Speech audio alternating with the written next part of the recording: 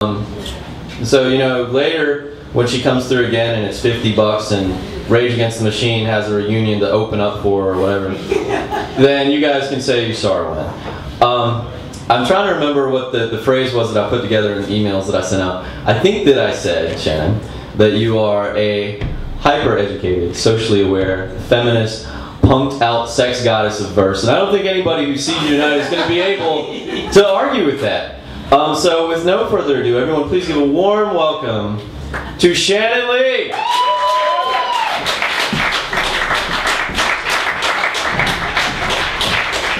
I'll go with that. Sure. So, I wanted to thank you guys for coming out here when there's a tornado, because tornadoes make me nervous, because Atlanta has an air raid siren. I was not aware of this until the tornado happened like 2 weeks ago, not in my neighborhood, and I was not aware that they ring all of the air raid sirens in Atlanta if a tornado is like 50 miles from Atlanta. So, like, I don't know, I think I've got like a little post-traumatic like stress happening. I was actually sitting in, I'm in college, woo, sitting in a class, taking a midterm, and a vacuum cleaner was going about 2 doors down, and I swear it's the same pitch as the air raid siren. And I'm really glad that I didn't do what I was going to do, which is jump up out of my chair and go, oh my god, a fucking tornado is happening, because it was a vacuum cleaner. Apparently vacuum cleaners go like, and air raid sirens do that, but then at the end they're like, so there's like a slight difference, and also it's a vacuum cleaner. But that aside, I've been told by people that the one sign to look for in a tornado is a freight train noise. So if anybody hears a freight train noise, just be like, tornado, and I'll be like, ah, and go run over there. And it is not cool to do that just at random. I will stop and I'll be like, no, seriously, is there a tornado noise? You just want to watch me go hide behind that curtain. That's not really nice. Well, film too.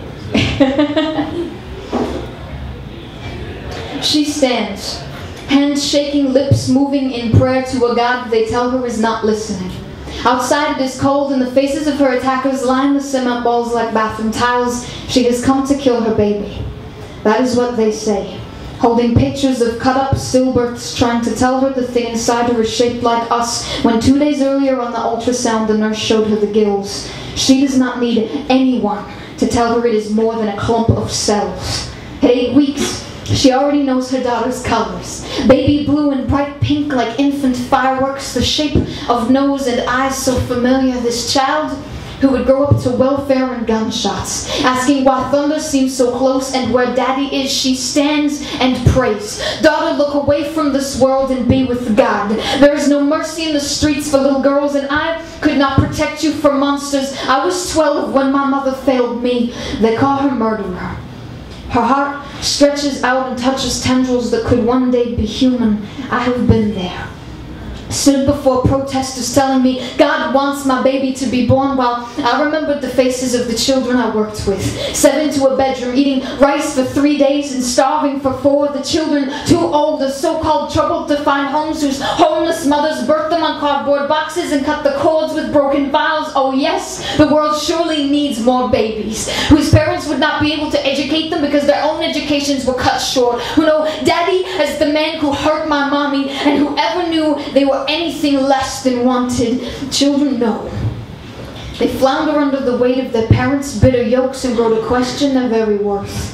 My clump of cells would grow up, seeing my dead dreams twining around my arms like vines, holding me down to this life I could learn to love. But that is not why God made words spill from my mouth in desperate torrents. That is not why God made a heart strong enough to make its own decisions. They call me reckless and irresponsible, a slut and a murderer, when abstinence education makes women believe their boyfriends when they say you can't get pregnant the first time. I pumped chemicals into my body for years, skin browning with untested carcinogens. Condoms break. And despite the rhetoric of fundamentalist men afraid of the sacred, sex is beautiful if done right and consciously.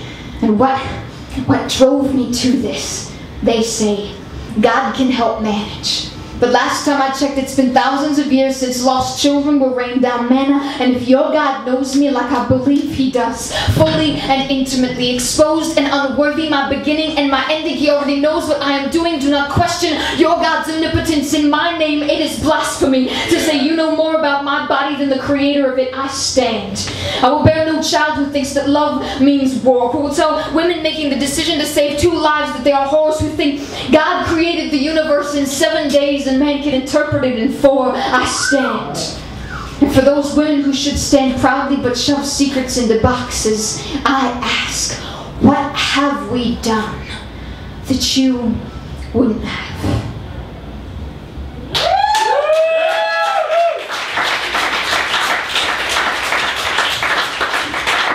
Yes, I have a lot of, actually not as much politics as I used to have in my work, but there's also going to be some 4-letter words and some stuff that's just kind of downright nasty later on. Just to warn you, if you don't like nasty stuff, that you can buy my CD anyway, because I need sandwiches.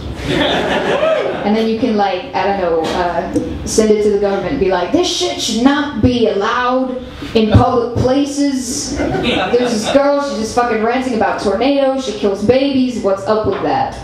Just buy it.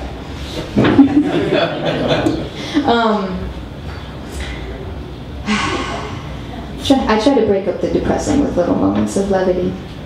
Little fun facts of the day. Fun fact about tornadoes. One of the signs that I read on the National Weather Service website of a tornado is if stuff falls from the sky, like envelopes, this is an example they give, envelopes with addresses on them that are more than a mile away. That's a tornado. That's a tornado.